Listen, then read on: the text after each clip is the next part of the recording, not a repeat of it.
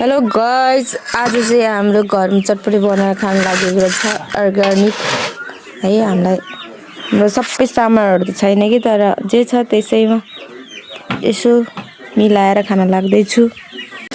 बाबु, मलाई चकडी ल्याइदिनु त।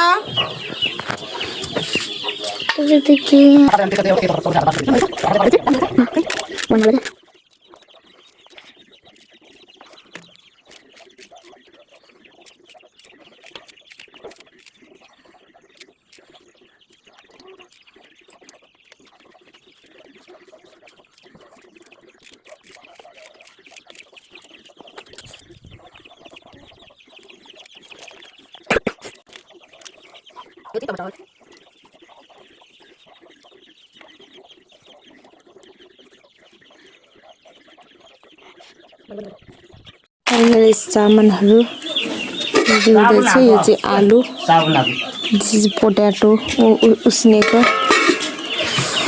यतिको भइसकेछ है साथीहरू, यतिको। अब बन्छ एकछिनमा काटेको टमाटर अझ खुर्सानी गाइस। चटपटे पनि बन्यो। अब चटपटे खाने हामी। कसरी खाने भने यसरी खाने। बाबु कस्तो लाग्छ?